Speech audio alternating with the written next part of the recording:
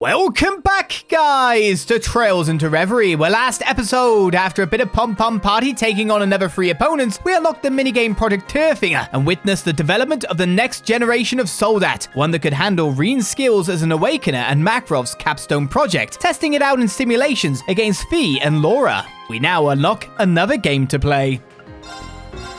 Let's see if we can fish something out of here. Who wants to be a Mirannaire?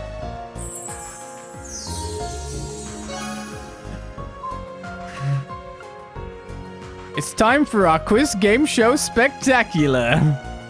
I reckon the last one's probably Magical Girl Elisa. That's a pretty good catch, I think. I'll take that indeed. Executing recuperation program.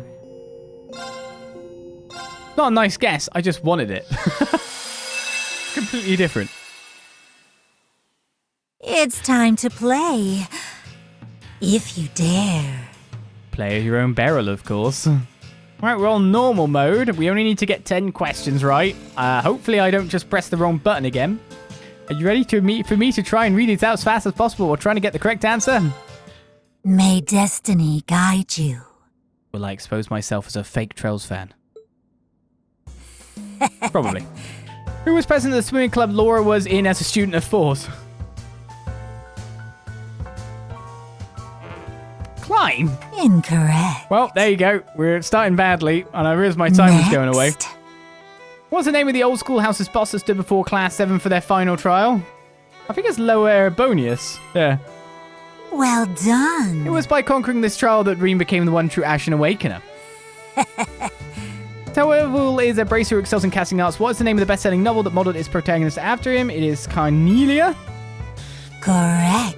Carnelia's heroine, Einselnut, was also based on someone, the first Dominion of the Grelsritter, in fact. Guy is the son of Nord and the Dominion of Grelsritter. How many people are there in his immediate family? Oh. 6. Correct. In addition to his mother and father, he has a younger brother and 2 younger sisters. What a delightful family they are. My time's already run down quite a bit. Jubilee wields her swords with great speed and dedication toward her lord. What band of knights does she lead? Starritter. Triangle. It's not the Stool Ritter. Correct. Do not mistake them from the Eisenritter, the knights who served the Lance Maiden during the War of the Lines.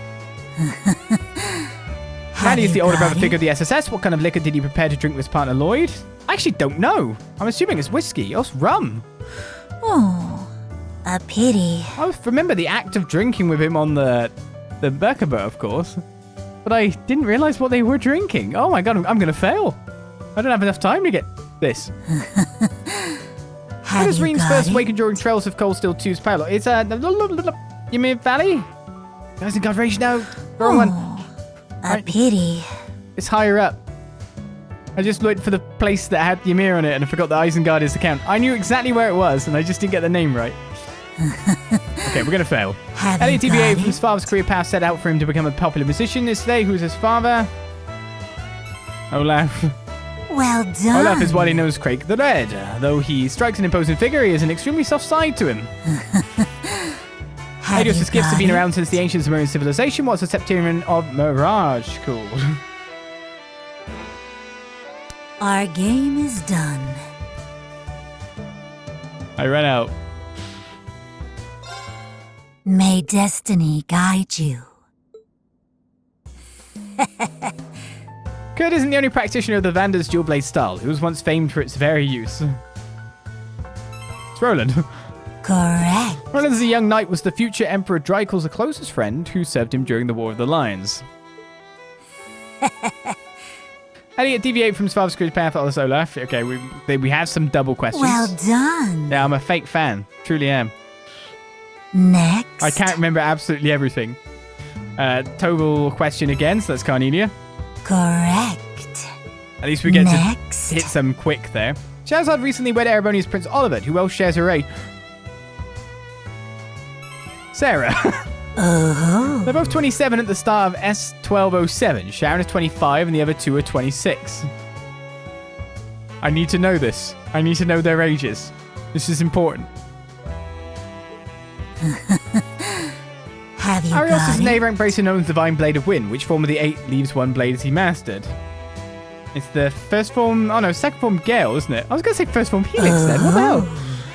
The Rean performs this form well. None can best Arios with it. Next. Celine is Roselia's successor and a familiar charged with watching over Emma. What is the colour of her choker and ribbon? It's purple, isn't it? Oh my god, it's blue! Oh, a pity. Oh no, I got that wrong. I mean, I don't care about colours of ribbons. Fake cat person now as well, I know, right? Next. Where does the Heartless Edgar novel take place? Oh, shoot.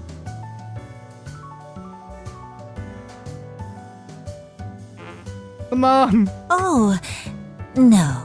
Yeah, I know. I get everything wrong now. Annie's the older brother figure. Okay, this was rum. We're getting the freebies now. A strong drink, Marion's rum, is produced in Ordis. Who created Lapis, a doll with a conscience? Joe Erg, not Georg. Well done. Joe Erg's Rosenberg Studio is one of the Society's 13 factories. Rishi is an Arkansas dancer discovered by Ilya. How would you read her Eastern name? Yin. Skin Toki. It is believed that she can shape her body through breathing techniques as yin, allowing her to hide her very sizable chest. Next. Who was president of the Gardening Club? Fee was in the student force. That was Adel. I see, I remember that one. Well done.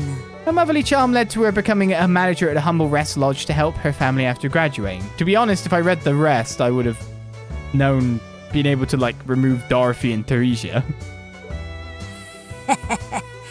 Rena's a hit with the ladies, but surely no lady loves him more than his two mothers. What is his birth mother's name? Cassia. Our game is done. Oh, what? May destiny I remember guide that. That was you. literally in, like, one cutscene explanation for everything. God. I don't know if the name was even mentioned more than once. Might be in his profiles, though. Kurt isn't the only practitioner. That's because it's Roland's. We know that much. Oh. We're going to win now, probably. Hope there's some more new questions. Who was president of the riding club users was in as a student at Fours? Oh, I think it's Loggins. No, it's Lambert, damn it. Incorrect. I knew it began with L. Oh no, they've still got questions they're going to get me on. Have you It also got skips it? been around since the ancient Septonian Mirage's Demiurgos, thank you. Correct. The poor thing emphasized with humanity to an agonizing degree until it desired to end its own causality and vanish from this world. Next. Gaius is the son of Nord. There were 6 people in his immediate family. Oh. The other middle option, isn't it? Next. Who was president of the Garden Club Fee was? That was Adel again. Correct. Thanks for the doubles we're getting here. Have Elliot you got it? deviated because it's Olaf Craig. Correct. Okay, so there doesn't actually seem to be that many questions. Randy's the old brother, it's Rum. Correct. Do they actually only have 15 questions? Next. I think they only have 15 questions. Well done. I guess this is a way to make us learn it. Have you got it? Before Sharon was the Rhineford Company's maiden, before she came to adore the Rhineford, she was enforcer number 9. Number 9. Correct. Her tarot's arcana would be the Hermit. I find that very fitting for a maid who lives to make her master look her best. Have Roselia, you as got elder it? of the Hexen clan, governs over Erin. How old is she? I don't know, actually. 800, give or take. Oh. I chose A one of the 2 pity. middle options. We don't make it now. Jokester and oldest member of Old Class 7, Crow, has been through a lot, but it all started with borrowing a little mirror. How much, though? It was 10, wasn't it? Oh, it was 50. Incorrect. No, I'm going to fail. Have Shares you I recently got it? wed. Who else shares her name? We know that's Sarah. Okay, we've got Correct. 13.9 seconds. Give us a question we already know. Have you got it? It was Cassia. Clever Rune's soul. appearance certainly takes after his mother. Another woman here, Lena, is Estelle's mother, by the way. Oh, that's why I chose her. Damn it.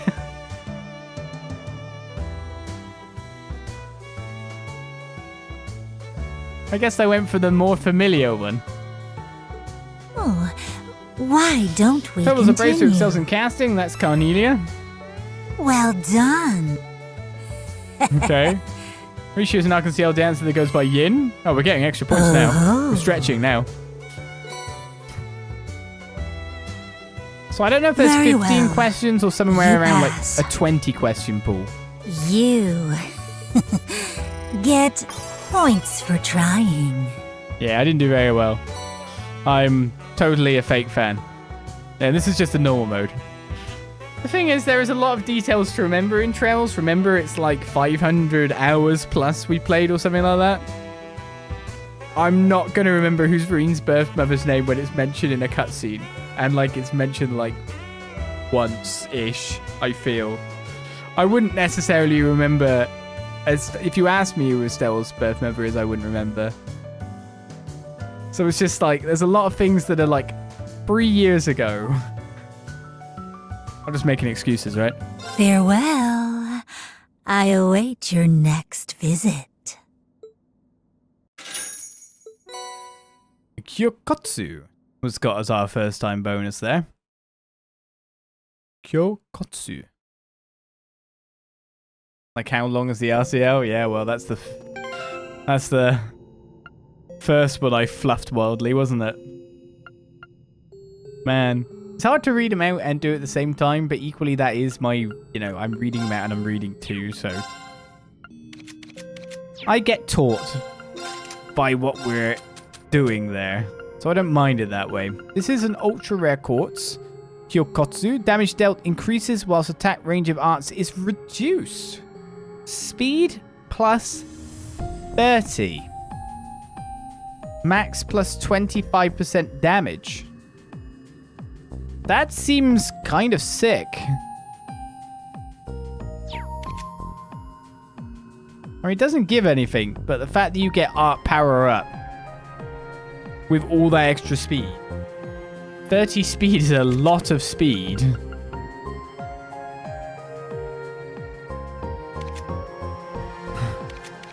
Yeah, we're definitely going to want to employ that.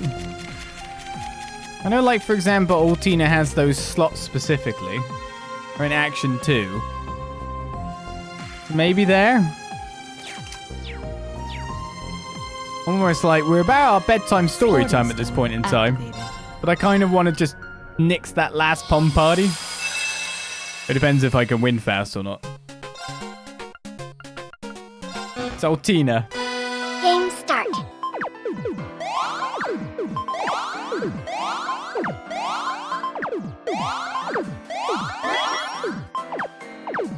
I think she's already well on her way to wrecking me by the sound of it.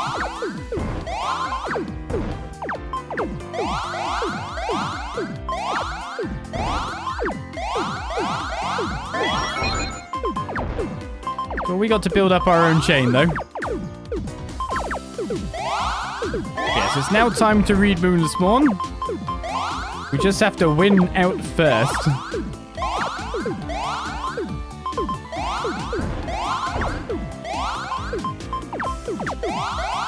Put that there for now.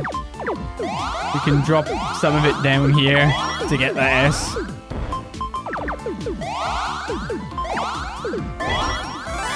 Oh.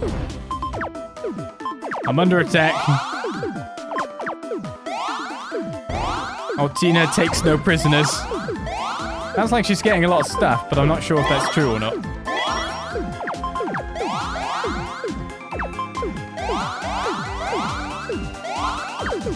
I need to start cutting through here or she's going to knock me out.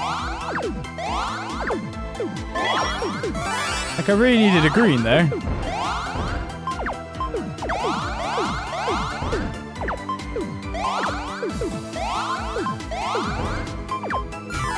Damn it, she's got me. This is not going to be a quick one then. This is not going well. There we go, I finally got that green.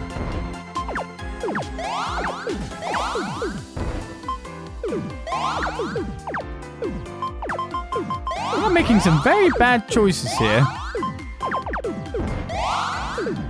Oh, don't worry, the game loves me.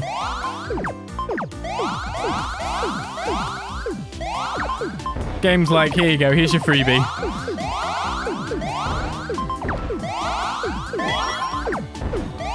No, okay, just keep going. I don't even know where I'm at with this anymore.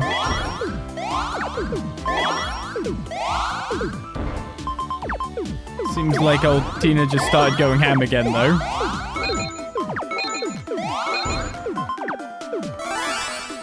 Bye. I lost. I feel like I cheated there.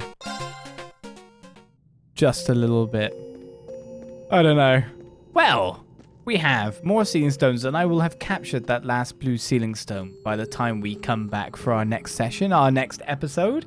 We have another red, and it'll be 5 blues to view, so that's another like 3 hours plus the vantage masses that we have to fit in between. Plus, we also have 3 more trials to do at the trial gate, so... Trial door A fair bit of battling, a fair bit of this, and we need to be 123 for Ashwin, Risha, and Ren, 123 for Muse and Nadia, and 121 for Ellie and June. Yeah, we have a lot of 0 drops, but it'll probably be best for me to grind it out so I can get some accessories so everyone can actually have some equipment for once, so I don't have to keep switching back and forth, right? So with that said and done, it's time to read our story. Are you sitting comfortably? We are at Moonless Morn yet again. Chapters 12, 13, and 14. It's been a couple of weeks, but here we are. Chapter 12. Toward a New Journey. The day had come when one of the long-time threats disturbing the Order of Mount Whitecrown was no more. Raiju, the false monarch none wished for, was finally felled by none other than a young man with whom it shared a cursed history. You did it, Chunlan, piped Dale. Nice work, followed Seo. That's our first objective cleared. The companions who helped him achieve this event, knowing what it meant to him, raised their voices in congratulations as they approached. Chunlan listened, confirming the beast was indeed dead before collapsing and leaning back against his chest to catch his breath. A chill running through him as the tension of a life or death struggle released itself all at once. His bleeding was heavy, but it was dead. It really was dead. As he looked up to the sky, the clouds once conjured to divine an endless source of thunder cleared, revealing the sun at last. Yeah, Chunlan croaked. I feel like I can finally move on now, even if it wasn't just my win. Without you, I'd have never beaten it. Though this battle was a deeply personal one to help him overcome his past, he could have never have pretend to believe the result would have been the same had he come alone. It was not a fight with Chunlan, but Chunlan and the Woodland Wanderers. It was a distinct, valuable level of camaraderie he had not felt in a long, long time. Then we scratched each other's backs, Say responded, because without you, we'd have never been able to get that last shard, the artifact. Oh yeah, wait a second, I'll get it for you. Chunlan's body was heavy, but he lifted himself and turned toward the body, Nagasa in hand. He cut into the beast, forcing some thrust into his movements despite discomfort from his wounds accompanying it. The hide was thick and tough to puncture. Need some help there? No, I can handle it, Dao. You keep on the lookout for our next fight. He wanted to do this for them, just as they had helped him take down Raiju, completing a goal that had gone neglected for years. He wanted his strength to contribute toward the completion of their goal. As they watched and waited with anticipation, he almost felt embarrassed getting so worked up at the thought of helping them. He was grateful the blood spattered across his face hid his flushed cheeks. Dao continued on as Chunlan worked. Well, let's check in one big thing off your list. You finally got revenge for your old man. I don't think I'd call it revenge. I don't think my dad would have wanted me to treat it as something so simple either. Sounds like something Say would say. But if it wasn't revenge, then what was it? I'm not sure. You could say my next journey will be figuring that out, I guess. Chunlan felt himself taking one more step toward understanding what his father said as he pulled a piece of metal out of the corpse. Let's put that aside for your journey now. The metal, which had been lodged in Raiju's stomach and had caused unnatural organs to bloom around it, turned out to be the blade of a knife. Chunlan felt it was heavier than his own Nagasa, however, and its length and width reminded him more of the West Gladius. So this was the part that transformed the normal bear into the King of Thunder, right? He asked. That's right, answered Seo. It was on one of the scrolls in the shrine we were at before. There's no doubt about it. This is the last of the Thunder Flash blade. So it really is part of a sword then. After wiping the blade clean of Raiju's innards, he handed it to Seo, and she slotted it into the cylinder of the frozen sky. 2 pieces indeed fit as though made for one another, further confirming his suspicions. I thought the cylinder was some kind of flute at first, but it was a hilt all along. That's right, this is the artifact we've been searching for, the Blade of the Thundering Skies. As the 2 pieces became one, the blade emitted a dazzling flash of light in a cloud of fog. Once it cleared, what Seo held in her hand was far from the rusted cylindrical trinket and blade covered in gore. It was now a clean golden weapon of esteemed power, a creature of such delicate beauty that all 3 of them could feel the wisdom of ages past to still within its form. Still, we could have had control over better elements than lightning and water for when we faced the Oni.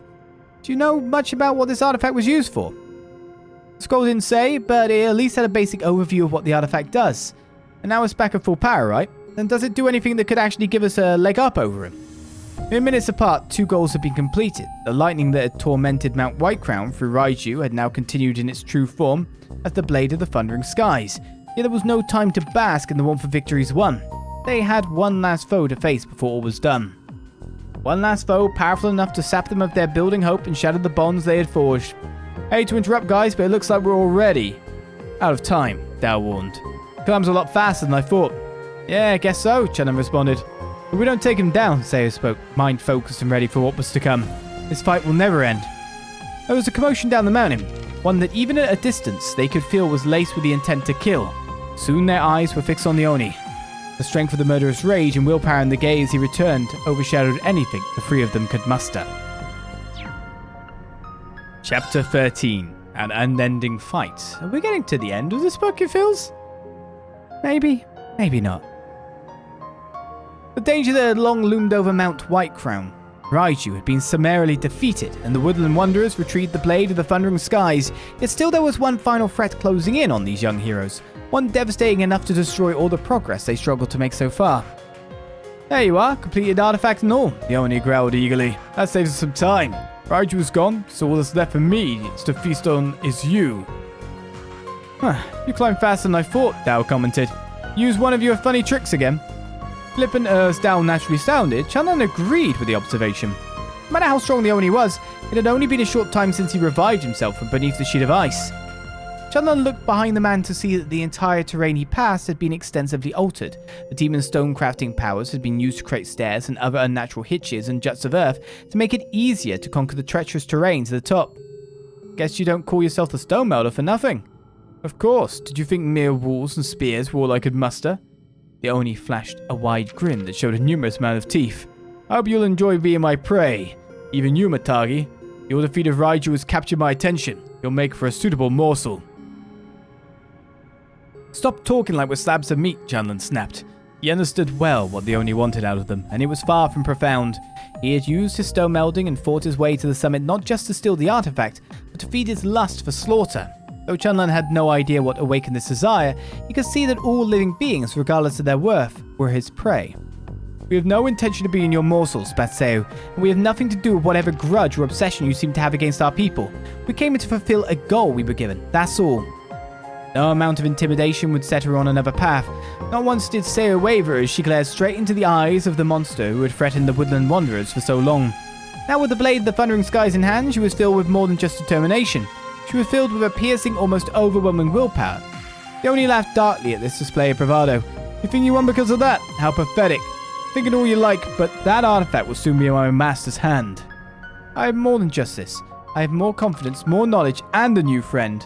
As she said this, Seo leveled a crossbow with the blade of the thundering skies slotted into it. This time, I am going to beat you.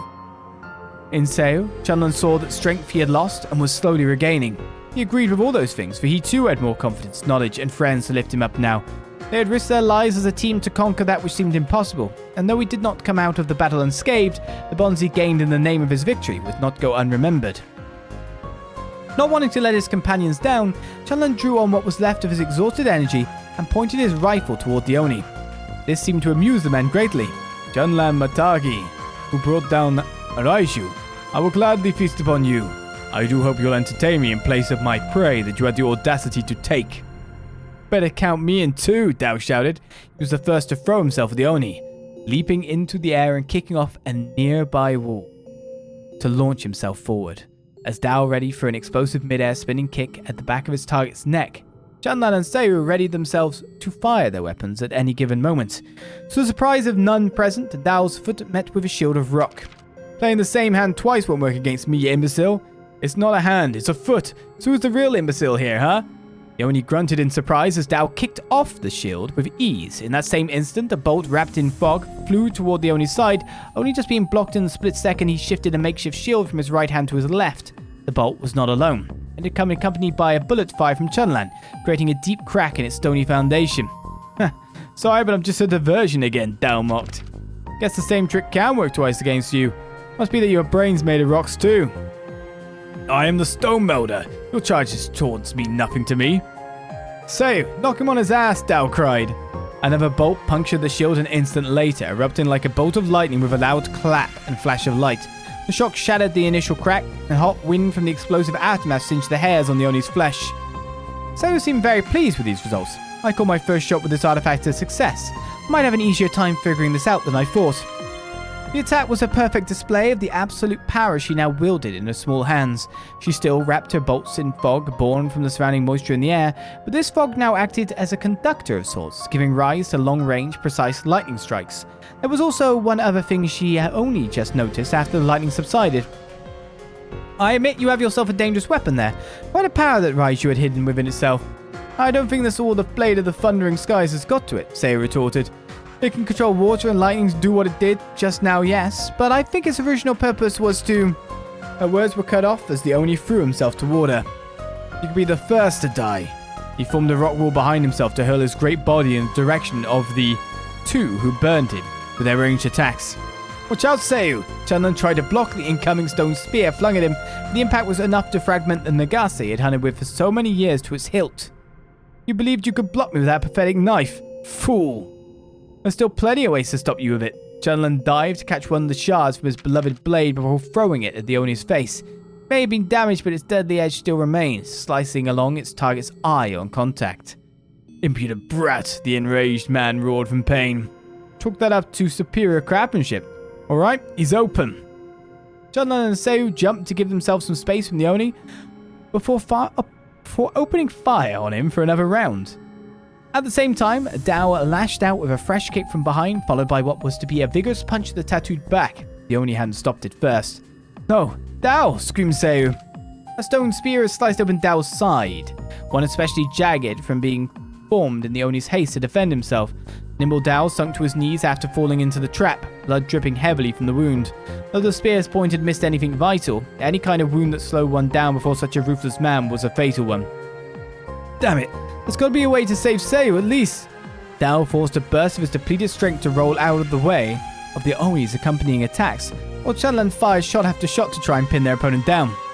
Just as the young man came face to face with their impending defeat, Sayu piped up with a strange question.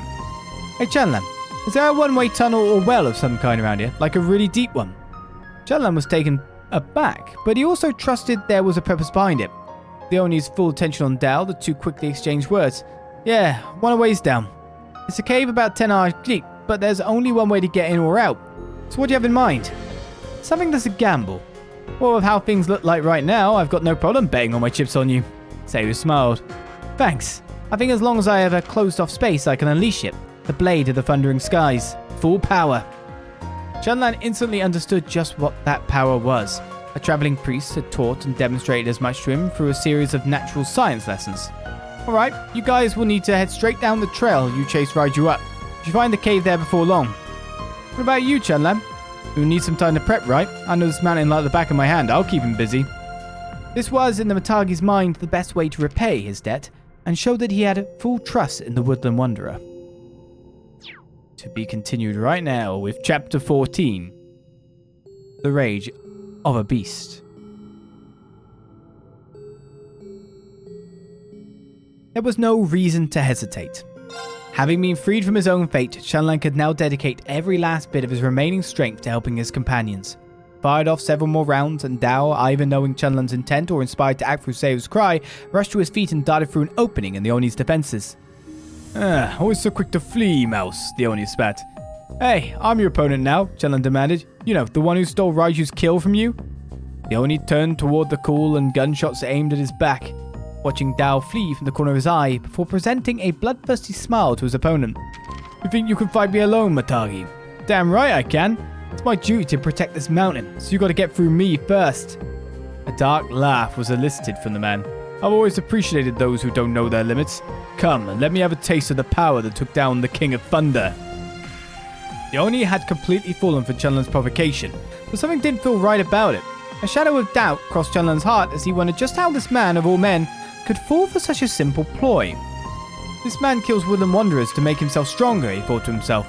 But is he really after their artifacts? Is it just about the hunt? Chunlun ran, bidding the Oni to follow. As he did, he pondered on his questions further, creating yet more questions about this strange enemy they faced. On the surface, he hunted for artifacts on behalf of some unknown clan. This later turned into an excuse to hunt the Woodland Wanderers and kill them for his own personal gain. Which was his true purpose now then? Was it orders or lust for blood? Well, whichever one it is, I still can't let him off the hook. Shannon shook the question off with a final thought on the matter. He had to defeat the Oni. Purpose known or unknown, even if he felt a twinge of pity toward a human who somehow lost his sanity to war-hungry impulses. Guiding the enemy with carefully aimed shots, Chunlan brought him to a stretch of mountain barren of outcroppings or trees, its flat terrain creating a thick, undisturbed blanket over the ground. Its slant made it an ideal spot for sledding, but it had been left untouched by humans. And here I thought you'd lead me on a merry chase, snarled the Oni. Did you underestimate me? Because I may well have underestimated you. You sure about that? In the same instant, Chunlan's rifle fired as he whirled around to avoid the Oni's fist striking the ground. The bullet that flew through the air was reduced to a harmless spark by a rock wall. Would have been had all gone to plan. Impossible. My wall. Why? The wall formed by the Oni was too low to cover his body, and the bullet instead grazed off the very top of the wall and pierced the target's shoulder. How did it stop? What did you do? Nothing. Take a look around. Their current battlefield was a sea of snow. A place where the rocks so desperately needed for the Oni's defense were buried deep enough to be difficult to retrieve on the fly. The man's face twisted with enough disgust at the revelation that it seemed to change the script of the arcane writings tattooed over him. I'm going to ask you again. What are you?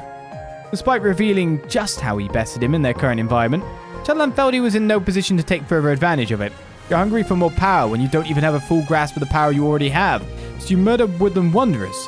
I know you're not all there, but even then, I'm having a hard time understanding you. The more he spoke, the more his anger fell to pity. He knew the emptiness of having lost one's purpose in life, as much as he now knew the joy of finding value in purpose again. This man's purpose, simple in declaration yet far more complex than claimed, had at some point become distorted. Somewhere along the way, your reason for fighting and your reason for living somehow got jumbled together. Realizing this, Chunlan felt if he prodded further, he might just see into the man's heart. He noticed the color drain from the Oni's skin, a kind that apprehension that came when one's self was being exposed. You said your power was gifted to you, right? Did that inspire you or give you purpose? Or were you just told what your purpose was? Shut up! All of the Oni's tattoos began to flash a reddish-black glow while giving off a heat strong enough to burn his very flesh. Chunlan had never seen anything like it. He felt dwarfed in the shadow of this sinister glow before him. Bullseye, huh? Don't you taunt me. What could you possibly understand about me, the Oni spat? I should have died when they took my home, but I'm here, so who could condemn me for wanting power, for wanting to feed this hunger?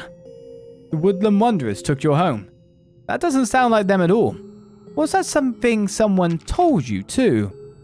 Chunlan had no interest in his opponent's life story, sorrowful as it appeared to be.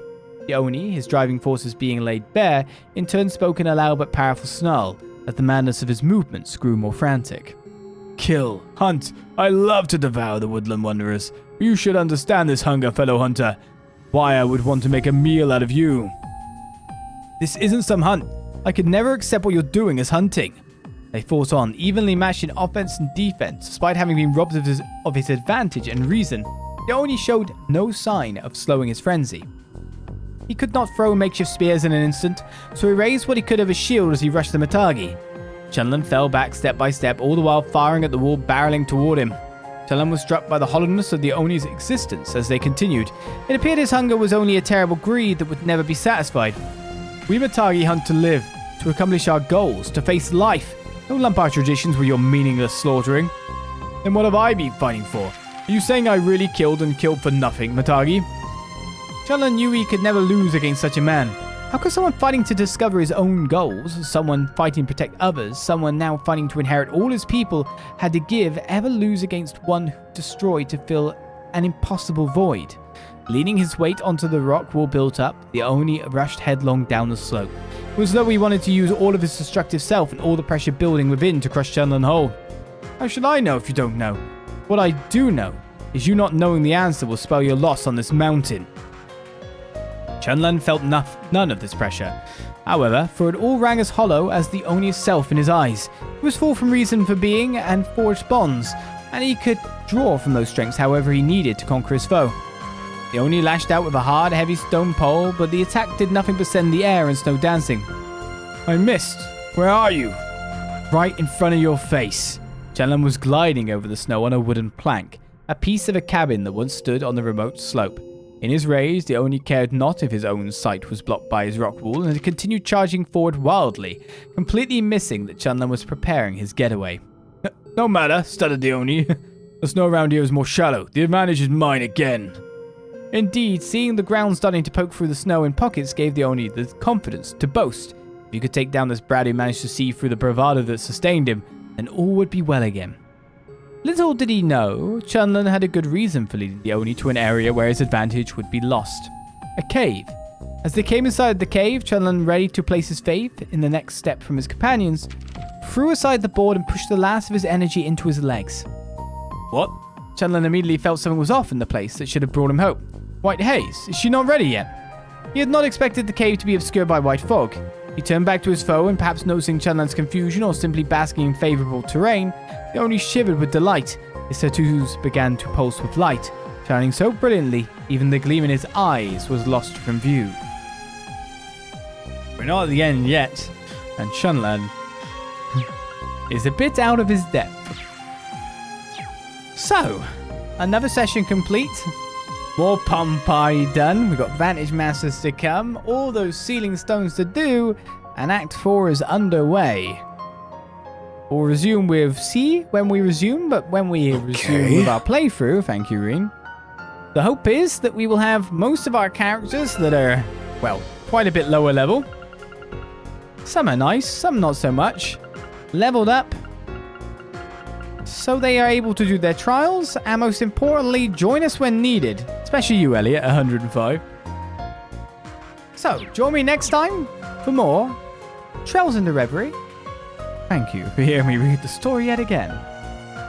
We'll continue on with the Reverie corridor next time. I'll see you then for more. Bye-bye.